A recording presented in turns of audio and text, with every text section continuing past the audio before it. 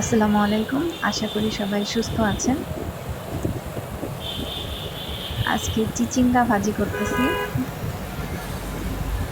এই গরমে সবজি এবং গরম ভাত অসাধারণ টেস্ট।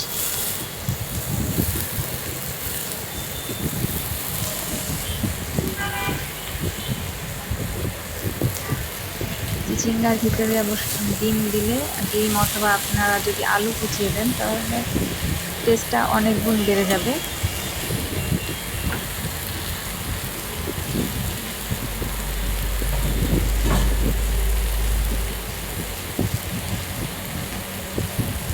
সাধারণ রান্নাটাই আসলে আমাদের বেশি খাওয়া হয়। কিন্তু অন্য একটা বিষয় আসলে মনে করতেছি, অনেক পরীক্ষা দিয়েছি, অনেক পরীক্ষা, সেই স্কুল, কলেজ, অনার্স, মাস্টার্স, তারপরে বিএড, আরও অনেক ছোট ছোট কোর্স করছি। এই জন্য অনেক পরীক্ষা দিতে হয়েছে। কিন্তু মনে হচ্ছে এর থেকেও অনেক বেশি বড় পরীক্ষা দিতে যাচ্ছি সামনে। যখন অনার্স পরীক্ষা দিয়েছিলাম তখন একটা বাজে ঝামেলায় পড়েছিলাম। ইফটিচিং হয়েছিল, কিন্তু আলহামদুলিল্লাহ সময়টা ওভারকাম করতে পেরেছিলাম। স্যাররা অনেক হেল্প করেছিলেন, আমার বন্ধুরা অনেক হেল্প করেছিল, কিন্তু পরীক্ষাটা দিয়েছিলাম। আসলে এখন অনেকটা পরিবেশ ভালো হয়েছে, আগেও ভালো ছিল, খারাপ না। তারপরেও দেখা যায় আমাদের সমাজে কিছু বখাটে থাকে যারা বিভিন্ন সময়ে বিভিন্ন ঝামেলা করতে এগিয়ে আসে। অবশ্য তারা চিন্তা করে না যে আমরা কোন পর্যায়ে আছি। আমি যে পর্যায়ে আছি, আমি সেই পর্যায় থেকে আসলে আমাকে চিন্তা করব। আমরা এর বেশি কিছু আমরা আসলে চিন্তা করতে পারি না। যখন একটা ছেলে অথবা একটা মেয়ে তার গ্রাজুয়েশন করে ফেলে, তখন কিন্তু তার মেন্টালিটিটা অন্যরকম থাকে। তখন তাকে আপনি যদি 9-10-এর সাথে তুলনা করেন তাহলে ভুল হবে। 9-10-এর সেই এইজে বা সেই মেন্টালিটি তার থাকে না। দেখা যায় যে সাধারণত যারা অনার্স মাস্টার্স কমপ্লিট করে, যেসব ছেলেমেয়েরা, তাদের ভিতরে আসলে এরকমের দেখা যায় খুব কম। দেখা যায় এটা বাইরের দিকেই বেশি হয়। দেখা যায় আমাদের স্কুল কলেজগুলোতে বহিরাগত অনেক সময় থাকে, তারাই অনেক সময় ঝামেলা করে আসলে। কিন্তু আমাদের স্যার, আমি যারা যেসব টিচারদের আন্ডারে লেখাপড়া করেছি, আলহামদুলিল্লাহ ওনারা তো আমার অভিভাবক, খুব সাপোর্ট দিয়েছেন। তাই পরীক্ষাটা খুব ভালোভাবে দিতে পেরেছিলাম। আলহামদুলিল্লাহ খুব বিপদ হয়নি কোনো। কিন্তু মনে হচ্ছে তার থেকেও বড় পরীক্ষা আমার সামনে আসতে যাচ্ছে। আল্লাহ ভরসা।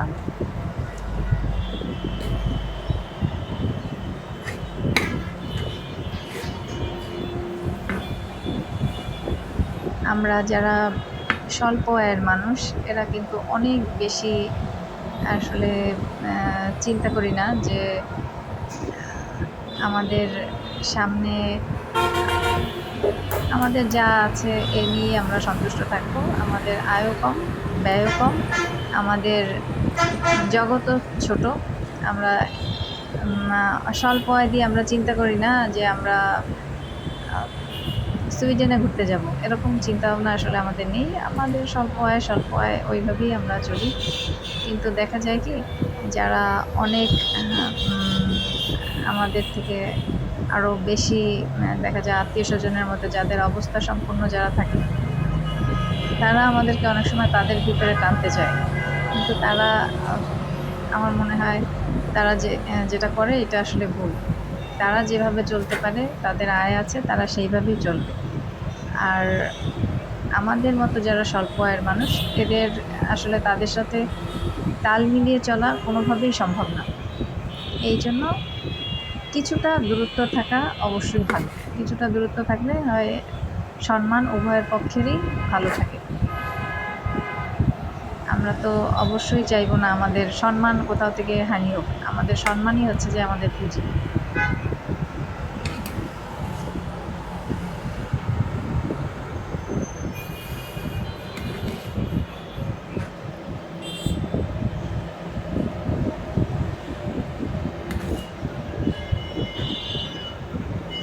আমি যে অনেক বেশি রান্না পারি তা কিন্তু না। তবে যতটুকু প্রয়োজন নিজের খাবারের জন্য ততটুকু মোটামুটি হয় আলহামদুলিল্লাহ।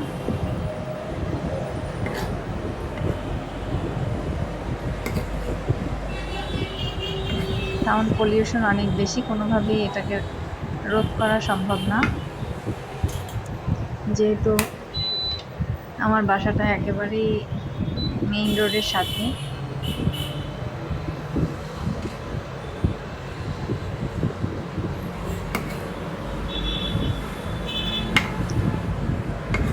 দেখুন সবজির কালারটা কিন্তু একেবারেই সবুজ আছে।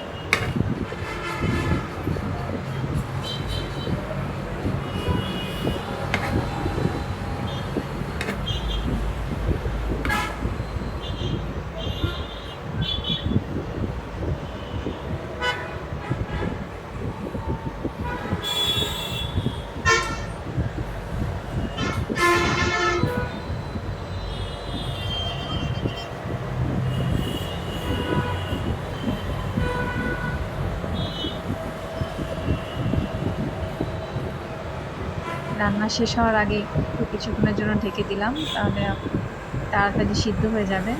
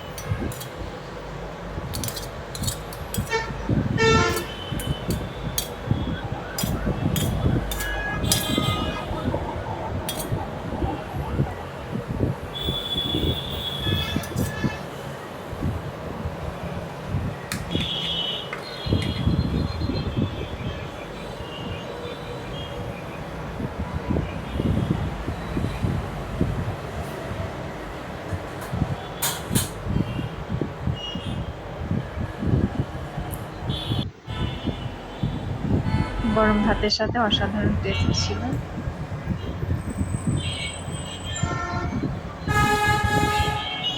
ধন্যবাদ।